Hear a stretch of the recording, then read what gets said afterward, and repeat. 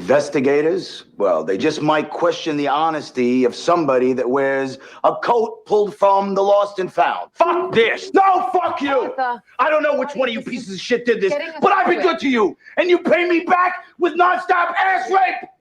Well, fuck off! Non-stop ass rape. Welcome, everyone, to Cut to Black, a Sopranos Sit-Down. My name is Jim Scampoli. I've seen every episode of The Sopranos. My name's Jakob, and I've seen 72 episodes of The Sopranos. And we're about to discuss episode 7 of season 6, Luxury Lounge. And what an episode it is, especially for our main man, Artie. But who helped Artie put this thing together? This episode was written by Matthew Weiner, the creator of Mad Men. It was directed by Danny Liner. This is the only episode of The Sopranos he directed. He did pass away in 2018 of lung cancer, R.I.P. He also directed the movies Harold and Kumar Go to White Castle and Dude, Where's My Car? He also directed an episode of The Gilmore Girls called Runaway Little Boy, where Rory and Tristan are cast as Romeo and Juliet in a school play, and Jealous Dean insists on attending every rehearsal. I know people think that sounds bad, but it's a good show. Freaks and Geeks. Wait. Are we keeping up the streak of referencing Gilmore Girls in every episode? Yes, we are. Nice. He also directed an episode of Freaks and Geeks, the show Strangers with Candy, Arrested Development. So actually a lot of great comedies. And I mean, this has got some comedic elements in this episode. So what a great pull for him to direct an episode of The Sopranos. It's episodes like this that makes me think, yeah, The Sopranos is just a comedy, and sometimes people get murdered, and sometimes there are serious moments. Like, yeah. This episode is extremely comedic, and, it's well put together as well. It's obviously not just a comedy, but, I mean, it's so funny. It's one of the funnier episodes, I would say. Yes, absolutely. And, yeah, Sopranos is always good with the comedy. And, I mean, with the way this season's been going, it's not really like a break or anything, because I think it's still kind of chugging along with everything else this season's been going, but it's kind of nice to check in with Artie. It feels like it's been quite a while since we've seen Artie like at least kind of up close and personal for a little bit here, so I welcome it personally. Well, I gotta say that every time I get the sense that, this is an Artie episode, I'm kind of like, I know this is going to take me longer to watch than your average episode, because I'm going to need breaks. Because sometimes there's this awkward tension of him like flirting with people or talking to people. And, the one where he started trying to go into business and ended up, he went to get some money from this French guy and got beaten up instead. And, obviously classic moments like almost shooting Tony with his rifle. All these things are so, it's so hard to get through. But this episode, in a weird way, kind of does all that, but Artie goes like full Artie, where most of the other times it's like he sort of rolls over and gives up, and at the end he's just a defeated man. But in this one, there are moments where he says, well, fuck it anyways then, and just kind of expresses this frustration with everything that just, I mean, it lands him in a whole lot of trouble, but it's very entertaining to watch. Yes, yeah, I know. We also get to kind of parallel that with Chris taking a trip to Hollywood and kind of getting a taste of the Hollywood glitz and glamour with a meeting with Ben Kingsley. And I mean, there's stuff going on here because, I mean, Artie talks about how his father told him, like, don't worry, son, hard work pays off, and it's got to be tough for someone like him. He's surrounded, his business is surrounded by these dudes that don't really work that hard and kind of get whatever they want and also rip him off in a way too, but it's also like the bread and butter of his business. Yeah. And then we get Christopher looking at these celebrities getting all this other free stuff, and he's coveting his own things, and it's all tied in a nice little package with some Italians marveling their own stuff. Everyone's got stuff in this episode People want things. They want watches. They want nice pens or whatever the fuck. So there's got to be something there, right? Yeah, the storyline with the assassins coming over from the old country felt, it's quite different from the other ones. Although the bits at the end there, like you mentioned, of them just having these products that they've gotten from the big country of America, the new country, Yeah. it does tie in a way as well. So that is actually where we start with the two of them arriving. We have the drug addict from the last episode explaining to them where to find this guy that they got to take out, and they want to kind of chit chat, but he's not interested in that, from what I read. But basically, just to set up the storyline, right? Well, and especially this thing with Rusty, like it's taken such a back seat.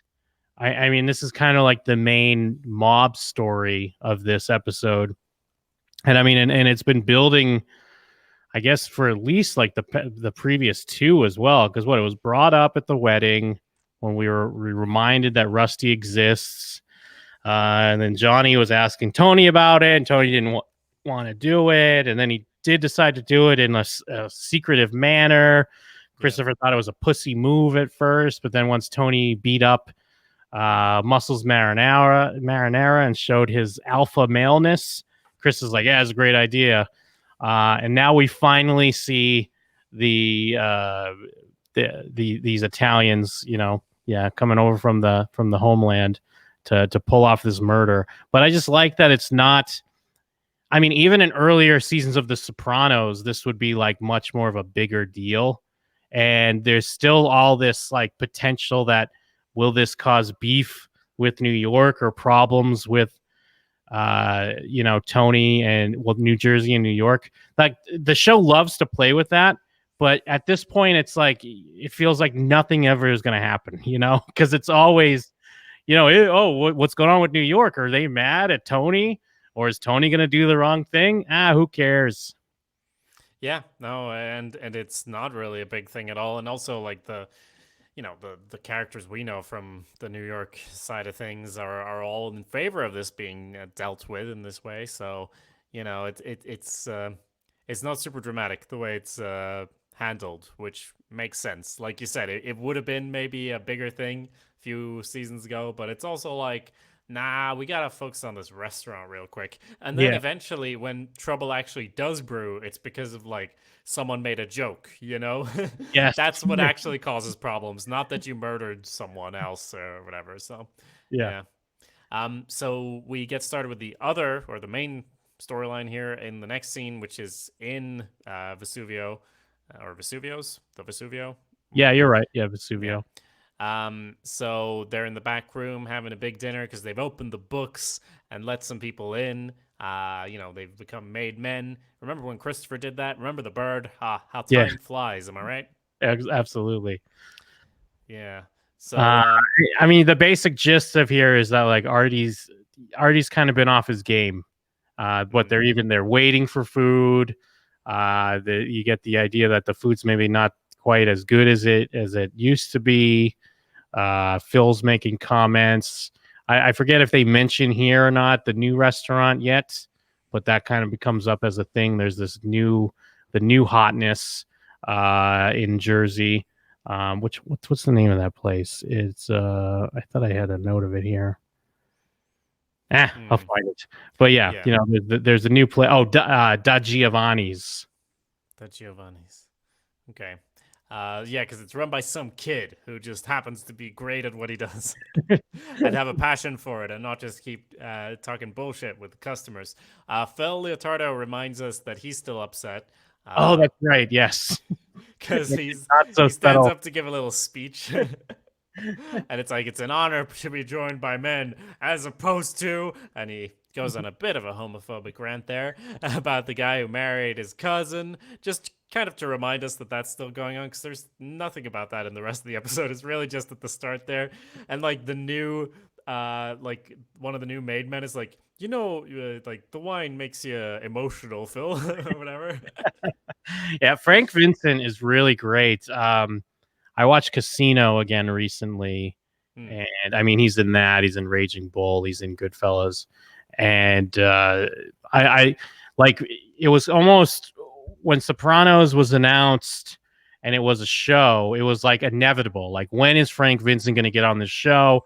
They bring him in, and like he's kind of not really quite in the background, obviously, because he's been involved in some major storylines. But seeing more of him, even when he goes off on his homophobic rants, it's very welcome because he's great on the show. Absolutely. Oh yeah, and he is the one who also brings up this Da Giovanni when when eventually the food comes in with Artie, and yeah, they're very complimentary about that. Not towards Artie then, and so we have another quick scene outside the restaurant there, where I think we Chris get is- up. Yeah, Chris sets up the whole LA trip. Yeah, and he does say something like, you agreed to this in the hospital. And I mean, we know that Christopher did. He picked his time. He chose his time very wisely on when to ask Tony about this, because Tony was basically not even speaking, I believe, when he sat down, and it was like, kind of, oh, you owe me this. Tony's kind of like a little concerned that he's going to be out of town, because then he makes a comment like, oh, you need time off or you're working, and he's like, oh, it's a little bit of both, and that sets that all up. Carlo comes in. I don't remember what Carlo says here. Does something. Yeah, it's about. I don't know. I think it's. Oh yeah, because he's like all fired up about Vito. So this is the only other addition. That additional thing where they talk about that, where Tony just lays out his philosophy after having talked it out with this therapist, which is, if Vito shows up, we'll deal with it, and if not, whatever. And because he wants to get a private investigator to find Vito. And Tony's like, I don't give a shit about Vito. But people are obviously still fired up about it.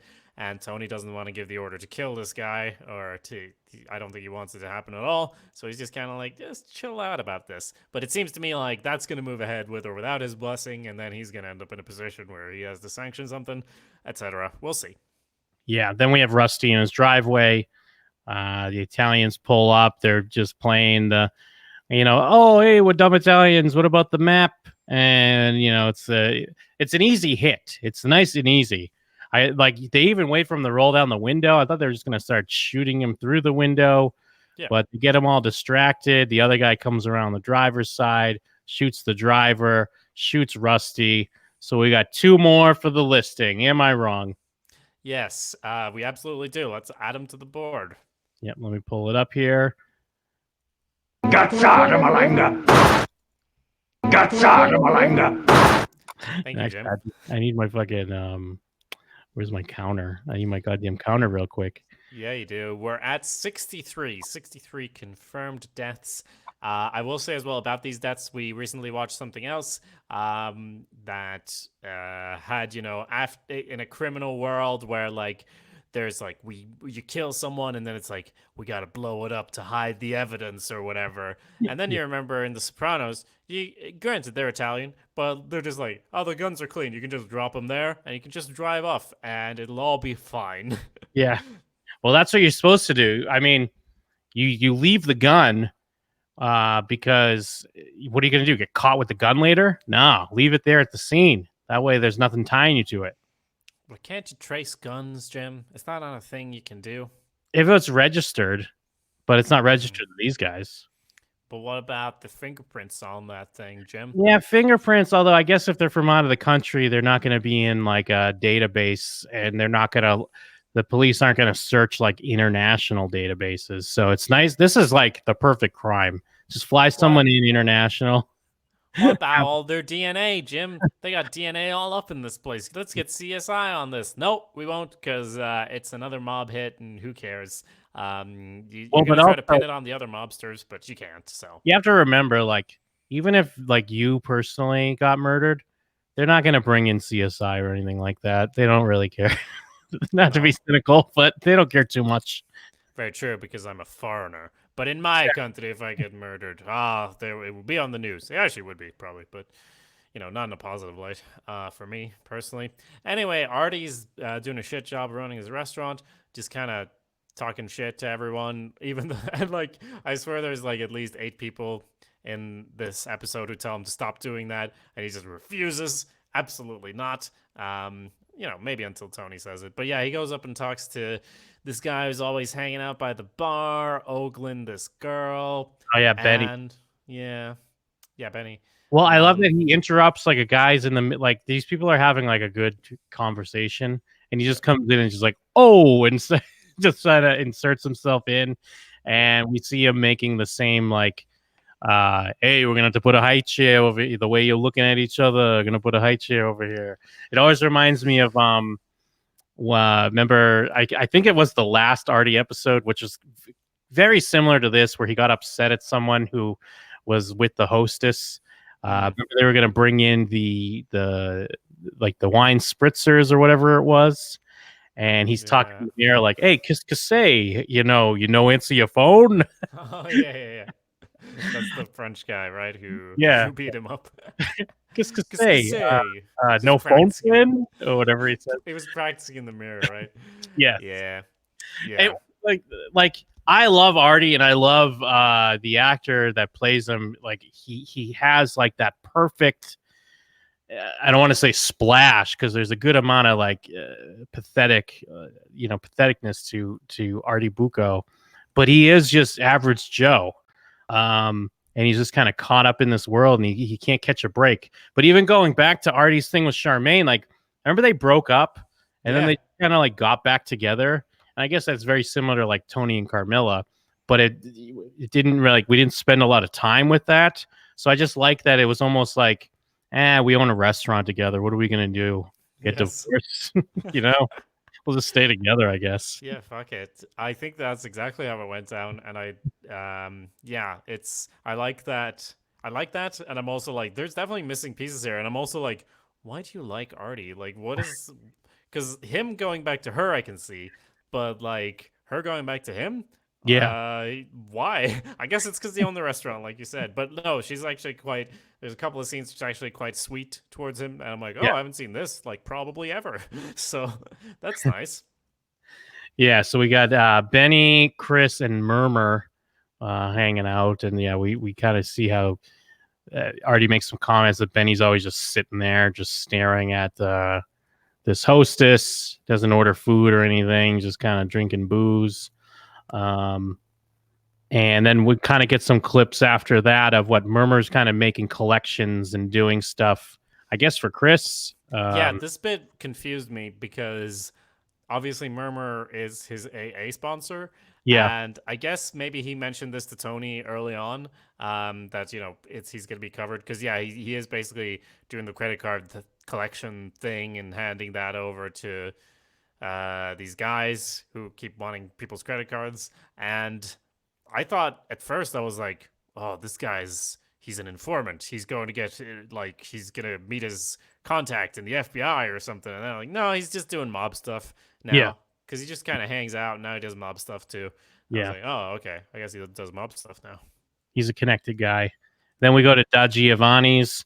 And I love how Tony plays this, because you kind of can see that he feels bad that he's not at Artie's. Which is, it's almost, I don't want to say it's un-Tony Soprano-like, because it is kind of in Tony's wheelhouse, but it's almost like sweet in a way that he's like feels bad, and that the food is good and it is like kind of worth a place worth going to, but he doesn't want to enjoy it. Yeah, but he really does, and everyone like applauds the food and everything, which because they're really blown away by the whole thing. And it's also like it's brightly lit, like it looks like a little bit more warm and welcoming to like Vesuvio's a little bit like kind of dark. I mean, I guess it's dark and empty because Artie's ruining it. It looks like it's someone's nice living room or dining room. Like that's the impression I got. Like really open, nice plates on the walls, and it's a real nice contrast when we cut back to the empty restaurant over there, and we see this young, impressive chef who again gets applause, and it's at someone's wedding or something. I don't know what it is. It's at Phil's grandson's confirmation. Right. Okay. And Phil's there, and Phil does thank Tony for the whole thing with killing Rusty and that. And Tony plays it cool, but it feels like here it's maybe detrimental, hurting your relationship with Phil, which is already like not always great. Yeah. Because Phil obviously is not, he isn't loving his current employer, so maybe be a bit careful with Phil. But no, he just kind of says, nah, I don't know anything about that. I didn't sign up for that. I was like, all right. Yeah, because I wonder, like, I kind of like how Tony plays this, although I do agree with you, because, there is potential that maybe Phil is just fishing here, where he's like, oh, yeah, Johnny told me to thank you for the headlines or whatever he says. So, yeah, I get it. Like, you do kind of want to, there's already this weird relationship they have. They have mentioned that Phil's been great since, like, with the new roles now, but you never know. And because Johnny was concerned that if it got out that he was involved in the hit, that his captains and stuff would maybe, fear for their own lives or something like that.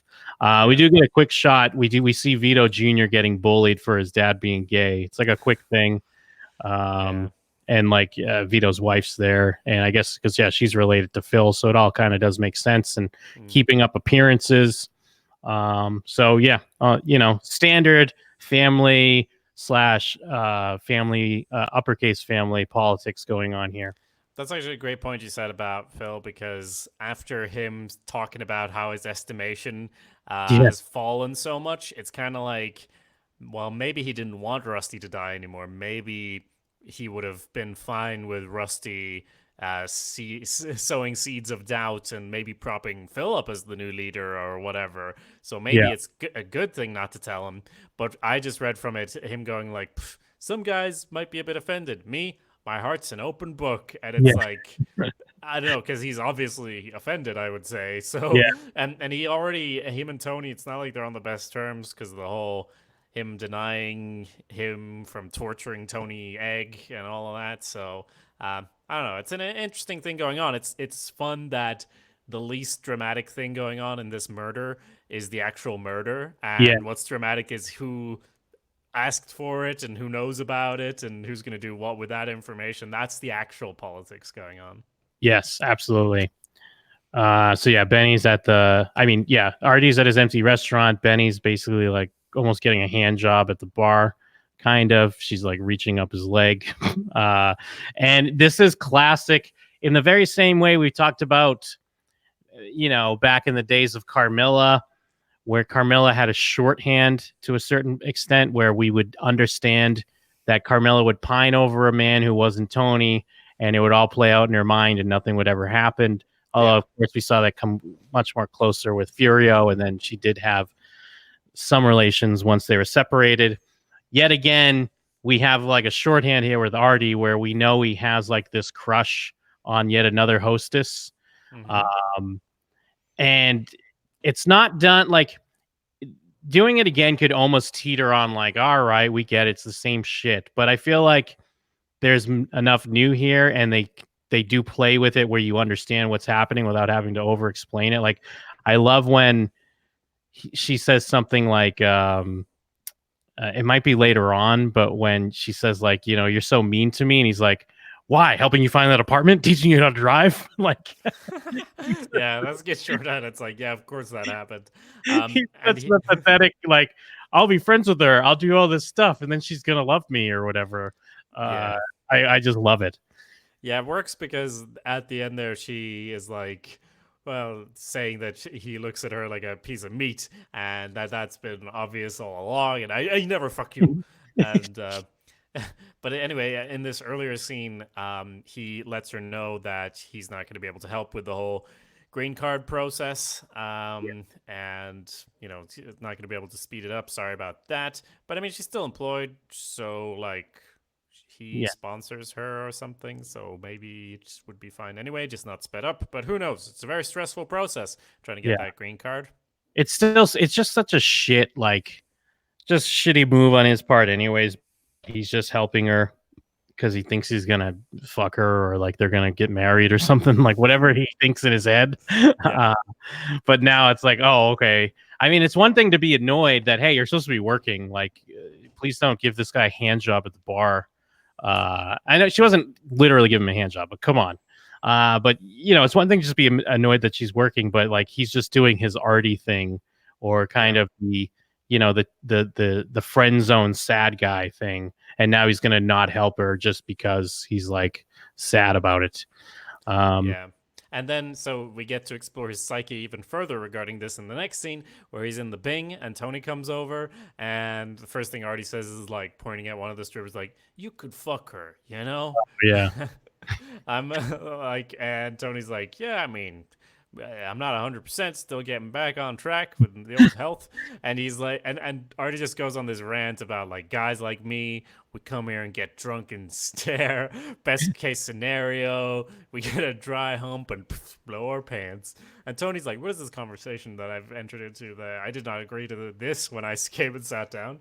And Tony's comes about it from the wrong direction. Like, "Look, if you really want to fuck her, I can probably we can sort that out." Yeah, we can And he's like, figure it out. "Nah, I couldn't, but you, oh, guys like you." And it's all about guys like you and guys like me with Artie and the path that he's been on during his whole life, the straight and narrow, more or less, and so on. So, yeah. And anyway, he also makes Tony feel bad about the whole going to the restaurant thing too. yes, yeah, they start getting kind of passive aggressive. He's bringing that up, and I think he brings up the fire as well. Going like last time you were concerned, and then Tony hits him with the like, "Yeah, give you another fresh start so you can fuck it up." Oh yeah, that's and so yeah, they like it gets really heated, but then he goes to leave, and then even Tony's like, "No, come on, like I'm not trying to argue with you," but Artie's like, "Hey, your heart's in the right place. I understand, And then I think then we have him back at home talking to Charmaine, and I want to point out he doesn't say your heart's in the right place. He says, "I know where your heart is." Oh, that that sounds a bit more menacing. Yeah. But yeah, anyway, just before we leave that scene, it feels like it's a slightly different Artie because he's in this contemplative mood, but usually he'd break down and cry right there. Yes, but the pressure and tension is still sort of building in him, and he's like, "No, you sit down, it's fine." He's just there to reflect on what his life is and what Tony's life is and all of that. But yeah, moving on. Yeah, then we have Artie and Charmaine in bed, and she's kind of telling him that maybe less chatting with the guest author, like maybe you should be in the kitchen, shouldn't be out there bugging people. They're there to talk to each other, not you. Yeah. And he has a great, I love he's like, "Oh, you're saying New Jersey Zagat's is wrong? Artie Buco, warming convivial host." That's a great lines. That's a great detail. Yeah, and she again, like this is the scene I guess I was thinking of where she's actually very kind and like, "Maybe don't do that," and he's like in a sulk, and she's like, "Aw," because she knows he loves to do that and to be that, and that's worked in the past, but it's not what's working right now. But yeah, he's just being very, very difficult about the whole thing. And he is kind of doing the classic Tony thing here, because he's just not taking responsibility for his own actions. He's just doing the everything else. Like that's why like he can't admit that it's partially him chatting and not like focusing on the kitchen or the food or whatever. It has to be what he's talking about, like the bread guy or the meat guy or whatever it is. When the scene starts, it's like all this stuff that's happening, plus the new restaurant. They're just excited because it's new. So yeah, I mean, some of those things, obviously, they're layers that are true, but you still have to like take your own responsibility. Yes. So next we have Christopher and Little Carmine arriving in LA, and this is the scene where I'm like, "Oh yeah, Little Carmine. It's so weird that like he was gonna be boss of New York at one point, maybe, and then like they sunk his boat, and like his friend got killed, and now he's helping Christopher." This captain, this lower level captain, try to sell his script to Ben Kingsley. It's just the way he backed out of trying to be boss. It kind of showed that he's the kind of guy who just doesn't follow through on things. So having him be here and having him be the kind of guy who's involved in like pitching and selling things and like, oh, they passed. What can you do? C'est la vie. We still got some champagne out of it. It's like, I don't know. It really makes sense. But he's quite considerate about not wanting to drink in front of Christopher. But that's all right. Not going to be a problem at all for old Christopher, is it? Oh yeah, no, not at all. I do want to call out, like, it's not like a big deal, but like it's interesting they do this big sweeping shot. I mean, I guess it's to show like here we are, we're in Hollywood or they're in Beverly Hills or whatever. But they do this like long track, like crane shot, like we see the water, then like the street, and it kind of like comes in now when they're at the like the valet parking or whatever. It just felt like it didn't feel Sopranos to me. Yeah. But I guess like in a good way, because I guess it's like here they are, they're in another location, kind of, I guess, similar to sometimes they've been in Miami, or of course they're the Italy episode. But I just wanted to call that out. And yeah, but it in the same way that you're talking about, like obviously Little Carmine was not fit to be boss. This does seem like up his alley, at least. Like this seems, I think what they mentioned, I think, what was he doing in Miami? He was doing like club promotion or something like that. And I guess he did say in the previous episode that he did produce some low budget films. So this does feel like he's right at home with this side of the business. Like, not that he's great at it or anything, but it just feels like he's more comfortable. Oh yeah, absolutely. Yeah. I'm glad. I mean, for his sake, I'm glad he didn't stick it out because he would have just gotten killed. So that's fine. Yeah.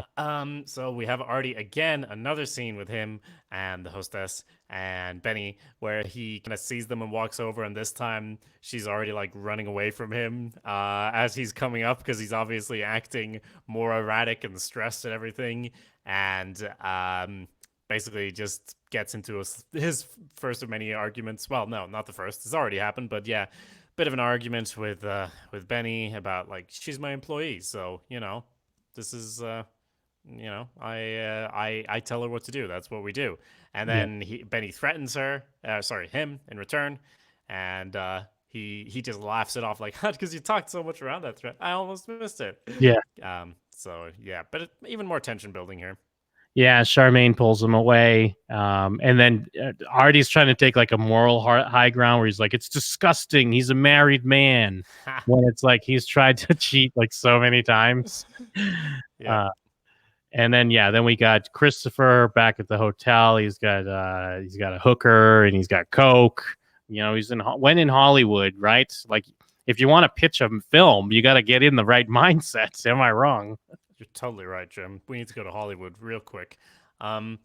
So let's see. We have another scene here with, again, back at the restaurant. Tony's there eating. Well, Tony's there hanging out, waiting for his. No, wait. This is the one where Tony's there on his own, I guess. There's a lot of scenes in restaurants in this episode, Jim. I get them mixed up.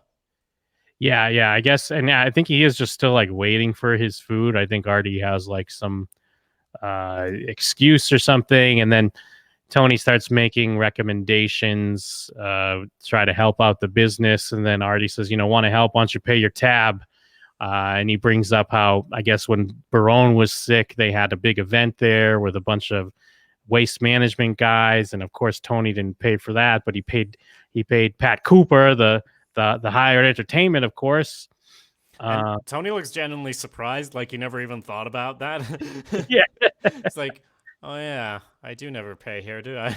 Yeah, because he's giving all this advice on twofers and things. And Artie's like, if I wanted to turn into IHOP, I do that, but I don't. I just want money, but he doesn't get it. And then because you got to remember, like, I guess that's the give and take, because Tony, like, by Tony going there, he does bring a lot of business between all the other, crews, families, whatever. But then it's like, well, how much of it's actually paid for? How much of it isn't? So yeah, when times are tough, he's even of a bigger detriment to the restaurant. We got a nice little shout out to the hotel from, what was that, season 1, I guess, because we got the Hasidic Jew guy working there, and he's handing off some of the credit card numbers to Murmur. And Oh, and then I think we got Amex shows up. Yeah, then the people from Amex show up at Artie's restaurant. I was surprised that they would be kind of like ballsy enough to fuck with his shit because again, he has that connection to Tony, and I'm sure there are. Oh, you mean Benny or the credit card guys? Yeah, but like Benny, Tony in general. Like not that. I mean, I guess Tony. I do believe when Tony says he wasn't aware of it, but he also doesn't really care that much because he's still making money. Even if they're stealing credit cards from Artie's restaurant. So yeah, that causes some issues because his business is already down, and now if they're not allowed to accept Amex, that's even more customers that probably will just go somewhere else then. Yeah. So then we get into the Ben Kingsley portion of the episode, which I always love when actors agree to play like themselves, but they're kind of a piece of shit. This is not quite on the level of, say, extras or something like that, but he's still kind of a piece of shit. yeah, he kind of plays a shitty version of himself.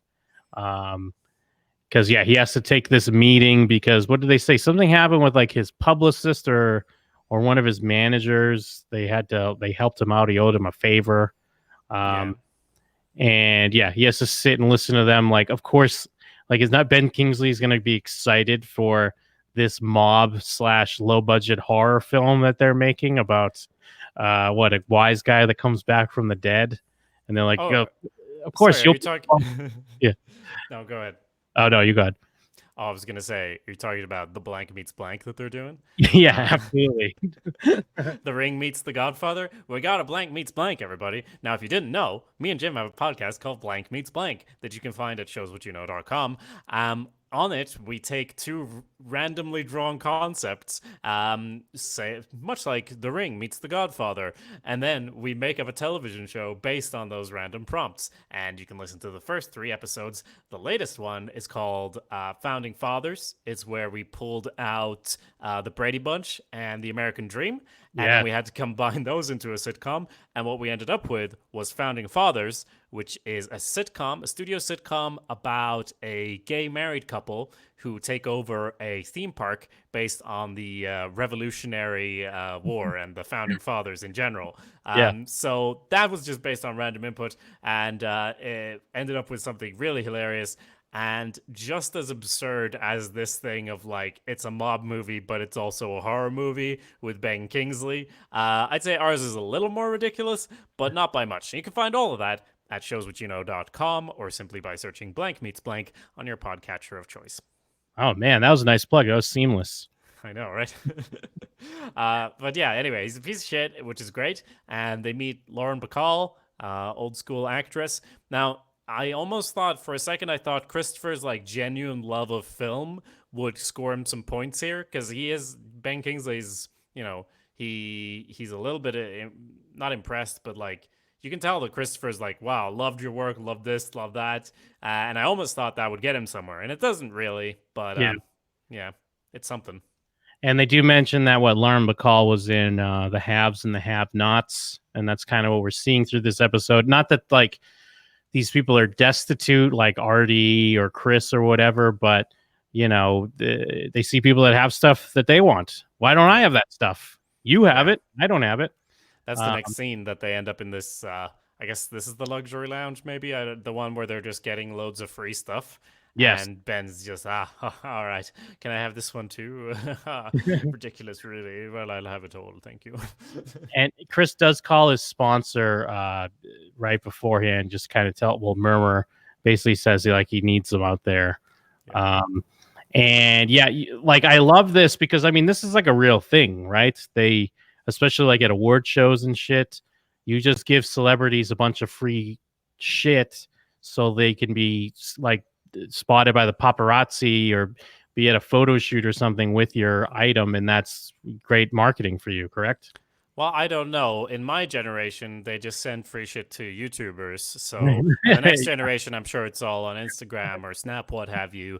But no, for me, it's just like, oh, if you're mildly successful on the internet, you just get free shit sent to you all the time. I've never seen or heard of these actual events where you're just handing shit out. But I guess it makes sense, especially if you're actually famous and not just YouTube famous. Yeah, and we see Wilmer Valderrama's there from That 70s Show and Lindsay Lohan's boyfriend fame. At least back in the day. Now, and when I'm watching this too, and Christopher's looking around, I guess I gave Christopher too much credit because I'm thinking like, ooh, the crime mind is like taking over, and he's like working out a scam or something. But no, I think he's just kind of like, what the fuck? They get all this stuff. Yeah, he brings it up with Ben, like, what? You don't have to pay? He's like, can I have that? And I would almost think that they would give him that, but I guess not. Yeah. Yeah, be like, and I like how when he sees him later, and he's like, hey, can you bring me back into that place? Can you bring me back in that room? Oh, yeah, there's a lot of that. Him asking several times, like, but wait, why would I? Because he gets drunk and then calls his extension. I'm like, oh no, this is going to go horribly. But Ben handles it with grace. Now, there's several short scenes from here on out, but it's an interesting flip from this the scene where Ben is very much like he's in control of what's going on, obviously, and then later when they've already sort of been rejected, at least as far as the luxury lounge, not completely rejected on the script, but like when he's there, even with Murmur, who isn't the most intimidating guy, but just there in the elevator standing sort of over him, it's kind of like, because they make Ben such a piece of shit, it's kind of like nice that he's reversing the fortunes. And again, Christopher's a murderer. Like, we shouldn't be sympathizing with this. That just because he didn't get a free Walkman or whatever, he's stolen loads of those. But yeah, it's funny because that reversal of like, oh, we couldn't win playing by your rules. Well, now I'm going to play by my rules, except he obviously doesn't win that either. He just kind of throws a bit of a fuck you by grabbing that basket and that. But yeah. The thing that's great about Christopher's thing here is that once he goes in the luxury room, he like forgets all about the movie they're trying to make. Oh, yeah. And it's not even about like, he's not calling Ben Kingsley drunk to be like, what about the script? What'd you think about the script? Because even when he had his Jon Favreau, which is this kind of is like an echo or like a little callback to that in a weird way. But when he had his Jon Favreau thing, he like ruined that. But like, at least it was over the script and over the, like what the idea, he thought he stole his idea and stuff like that. But here it's just, oh my God, this free shit. And I guess that ties into how, as soon as he gets to Hollywood, he gives into all his vices and he's drinking, he's doing drugs, he's whoring. I love the start of the scene when Murmur shows up, but there's the prostitute or something like locked in the bathroom, and he's going, come on, and he's like, I wasn't going through your purse, I was moving it and it fell. And like he's at a point where he was gonna like rob he's gonna like rob a prostitute. He's staying in this like nice suite in a nice Beverly Hills hotel, but he's still like just that dirtbag, and he's not getting anything done. Even his silly stupid script idea. I mean, a lot of silly, stupid shit gets made in Hollywood, so it's not even that crazy that he's like out there pimping his idea, at least. But the fact that he's just giving into everything and just wants stuff and drugs and sex, I don't know. It's just a great, like, so in character Christopher thing that happens here. Oh yeah, losing totally track of what they're there to do and feeling like it's a victory because they snatched a basket, and yeah, kind of to jump to the end of that storyline when they're on the plane and Ben Kingsley gets on, I thought he would be like, haha, that was hilarious. I actually hate Laura or whatever her name is. Laura, what's her name? Lauren Bacall. Oh, yeah. I actually hate Lauren Bacall. That was hilarious. Wink. I thought that's what was going to happen. But no, he's just kind of like, awkward. So that kind of all plays out. While that's going on, Benny brings like a nice a fat stack of cash to Tony. Tony, I guess, decides to send that money over to Artie because he's still thinking about Artie's going through some shit. Tony still feels bad about going to Da Giovanni's and about his tab. Then we have some of the clips we heard at the start of the show where Artie and Charmaine are running the team meeting. And I love how, because they're trying to handle it in like a nice professional manner until that freak out that happens that started off the show. And the Mexican guys are making comments about like Charmaine's tits. They want to bury their cock in her tits or whatever. Artie keeps looking at that one guy because he has insider information that he wore a coat from the Lost and Found. And he makes comments about like stealing like pickles or something, and what was the other thing? Some toilet paper or something. Like, this isn't just toilet paper. This is credit card numbers. We just want it to stop. We're not going to alert the authorities. And he keeps looking at that one guy, gets him all worked up, and then finally it just turns into him being like, "Okay, all you pieces of shit." What I love about this scene is that we've all been in meetings in work, and we've all listened to this bullshit of like, look, we're like a team, we're like a family, gotta stick together and all pull and be part of the team. And meanwhile, you're just, everyone's there is just like, this is such bullshit. Everything here is bullshit, but no one can say it's bullshit. You're just kind of like, yeah, team spirit, hashtag team spirit, company values. Let's do this and that. And then this, this freak out where Artie goes from going like, look, we wouldn't turn you in. Like, it just shows what a lie the previous bit is, where he's talking about just come to us. It's way better to come to us than to these people in the suits. And then like he's talking about how it's nonstop ass fuck from you pieces of shit, and how much he hates you and throws the table and all that. Like, I would appreciate if a manager at work feels that way, just do it, all right? Just throw the table so we know where we stand. But don't give us this bullshit, Artie. And that's why I really like, this is the point of the episode where I'm like, this is more than just Artie being his awkward self. I like Artie more when he's actually like following through on his insanity that's going on in his head, bringing it out into the real world. Yes, absolutely. Yeah, it's played great. It's really funny.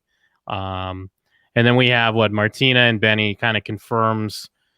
I mean, throughout the episode, already kind of, if he's got issues with credit card companies, that Tony or someone from his crew's involved, and Benny's been around. He's at dinner with his wife, and Martina's freaking out because of what's happening. And they're eating at Da Giovanni's as well. So that's a nice, even a little extra fuck you. Yeah. Then we have Artie sees a rabbit in his garden, grabs his gun and shoots it. And again, one of the best details about that is when Charmaine's like, Arthur, you're gonna get, we're gonna have a repeat of the 4th of July. They said you can't be shooting the gun out in the borough limits. I just love that detail. Like, this is not the first time, and he's gotten in trouble for it. It's genius. So we have a quick scene back in LA that we already mentioned where Murmur shows up on the prostitutes in the bathroom. But moving on from that, I love this next scene, how it starts with Artie in the kitchen, and he's like being really calm and collected now, because of course that's what happens. And he's just like, black truffle doesn't have the intensity of white, so you gotta use more. All right, but I think you're gonna get it, and I'll be doing this. And he's so like convivial and apologizing to everyone. And he does get a piece of information that Martina is her name, might be kind of involved from this snitch, from this rat. I love this character because we find out that she was also the one that told him about the coat from Lost and Found. Yeah. And she mentions that Martina has these shoes that are like $600. I know she makes more than me, but these are really expensive shoes. I think that's where they have like their blow up, like Martina and Artie. And you look at me like a piece of food, or you look at me like food or something like that. Yeah. And that's where he mentions which is like, you're so mean to me. He's like, well, how? Helping you find an apartment, teaching you to drive? Yeah. Well, I never fuck you. And Artie's just like, because he's saying that she says that she's going to go to Benny and they're going to fuck on a pile of money that they embezzled from his stupid restaurant. So, I mean, he is provoked at this point. I mean, it's pretty annoying, all in all. But it's so many factors that come together so perfectly specifically for Artie's personality. So, of course, he goes over to Benny. And the most surprising Oh, I you just go. want to call out another great Artie-ism that happens. Like as she storms out, he goes to the door and he yells, "We lead the world in computerized data Oh collection." my god, I love that. That's like a GDPR meme. I gotta snatch that for like yeah, because you gotta stay up on your data privacy regulations these days. So I'm definitely getting that as a GIF. Um, but anyway, yeah, he goes over to Benny's and like Benny's like, "Hey, I was gonna cut you in or whatever," and he calls Martina a trick, and he's like, "How dare you?" Even though he's there for a fight, like he Yeah. just wants a fight, and he gets it, and he kind of wins, which is Yeah. like, whoa, what's going on? It's super surprising, but also kind of like hell yeah, like you Yeah. know, because you totally expect us. I mean, everything we've seen of Artie up to this point, like he doesn't win this fight. It's like, oh no, here we go. He's pushing it too far, and kind of ties into what you've been talking about. Like this is kind of a little bit different Artie. Like he's kind of, I don't know if it's just that he's letting loose more or just kind of dealing with things head on, but he gets rocked at first, but then he comes back and he beats Benny, like beats the shit out of him basically. The only Yeah. problem is he can't just take the win. Like he got this W, and it even gets to the point where Tony, says like, "Hey, it's over," but he pushes it. That's his downfall. Pride, I guess. Yeah, exactly. Because it's interesting that the next scene we see is with them. I mean, is with Artie and Charmaine and Tony and Carmilla out on the boat, the Stugatz 2, I guess, Oh or yeah, whatever it's called. yep. And that's interesting because that's like inner circle stuff. You're not out on the boat just for nothing. But then Tony brings him aside and talks about how how he's out of his fucking mind and all. Because now you're gonna get killed. Great job. Yeah. But it's kind of where Artie opens up and lets out some of his like, I actually was such a dumb fuck believing that his father, that you'll see in the end it pays off, and he's almost crying, and that's when Tony's like, fuck this again, and he says that you start thinking crazy things or whatever when you get like this. So Does he yeah. tell him? Does he tell him that he goes about in pity for himself here, or? Oh no, Oh, no, no. it's That's later. Okay, that's later. I'm sorry. oh my god, such a great such a great line to keep coming back to. Um but yeah, anyway, so we have Christopher finds out that Ben Kingsley passed. He tosses the sunglasses that he got. Yeah, like tries to break them and then throws them Yeah. out. And yeah, then Benny's there talking to Tony about how he's gonna, yeah, like you said, he gets the W because he says, don't shit where you eat is what Tony tells Benny, and it's gonna be over. He's gonna apologize to you, Benny, and you just gotta go there and get a good rate and whatever. Yeah, And more importantly, don't shit where I eat. yes, And yeah, like, and the thing is, I guess you kind of should know the way Artie's acting on the yacht, that like, because with other characters or even in another show or something, it would be like he wins the fight and now all of a sudden he like can walk through with his head held high and like he takes the victory and it's like works out better for that character. But no, Yeah. he's all fucked up and drunk, and he's probably like doing a little Tony B, maybe looking at Tony's yacht that he has and shit, and probably getting even more bitter about it. But he would have gotten the W because yeah, Tony handles it. He even makes Benny change the venue from Da Giovanni's to Vesuvio for like his parents' anniversary or whatever that's coming up. yeah. And And then he has to go over and make a reference to like a Martina, which is like a martini, but oh, Albanian or whatever. And that's just such a, I don't know. He really has to rub it in, which is obviously the wrong thing to do because rightly so, Benny goes and fucks him up a bit. He doesn't kill him. yeah, So, just fucks him up a bit, which is pretty much fair enough at that point. So it's just like, it feels like there's been several scenes where Charmaine is, it's just like, oh my god, someone do this, someone do that, someone yeah, clean this up, someone call 911 yeah. because of Artie's idiocy. So that's great. Yeah, I mean, I guess it's because of the timing of like they introduced the twofers because right beforehand you got the twofers, and that brings in kind of the elderly. And Sopranos loves kind of mocking the elderly, but it is like the elderly would love a twofer. They come in nice and early, right when you open. They're there waiting for you to open the doors. And I guess it's too much because he can't help but come out and make some cracks to Benny, even though things are kind of he would have won here. And kind of don't blame Benny for going in, but he does attack him, puts his hand in the hot sauce. And you're right. Charmaine has to yell for someone to call 911. And then we see Artie with a nice, comical bandage wrapped around his hand. We do get kind of a nice detail in the next scene when Tony and Carmela and Carm's mom are there, that Carm and her father are still kind of not on good terms. Yeah. With all the spec house business that's going on. Yeah. So we get the next scene here, when I guess Tony comes into the kitchen for a word. And that's when we get the repeat of "you go about and pity for yourself" line. Though he doesn't follow it up with the wind at his back. But I mean, Tony's intention here is good for once. Or I mean, it's often good. It's just the outcome's bad. But he says, "I'm going to give you the name of a good psychiatrist. She's Italian and whatever." And that's like exactly what Artie needs, obviously. Yep. And that, as shown throughout this episode, of him going into this manic, panicked sort of states of all these things he's doing, and he brings up that he goes about in pity for himself, and and I don't know if it's just because we were not in Tony's head through most of this episode, but I'm like really believing like, wow, Tony he's like different now, and he is like, if something was going on with him, he could learn from his own advice. I mean, I guess that's yet to be proven, but you're right, he's doing the right things here.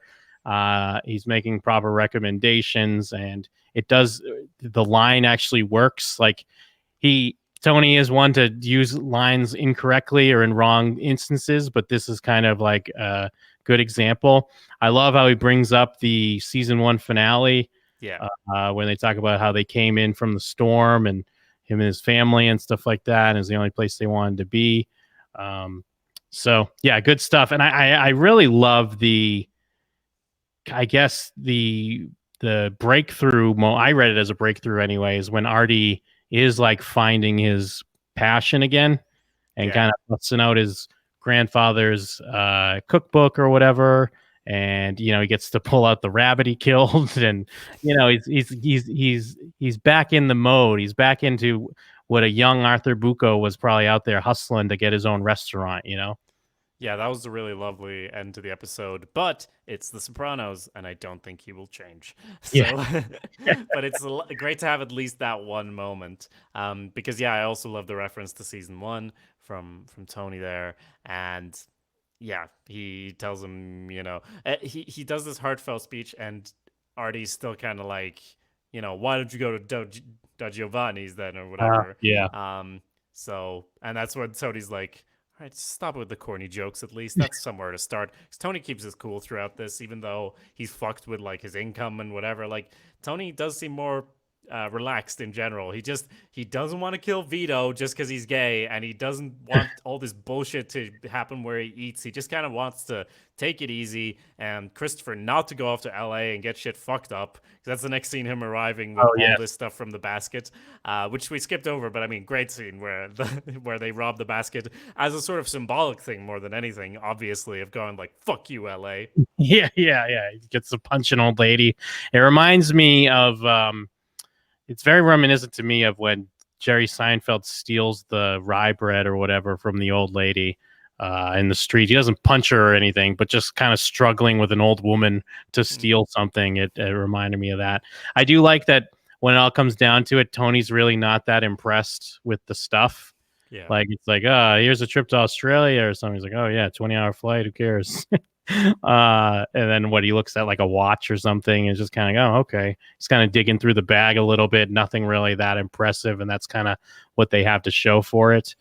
Chris does bring up Adriana again. And well, he doesn't bring her up by name. Tony brings her up by name because Tony's how many times you're going to play the Adriana card.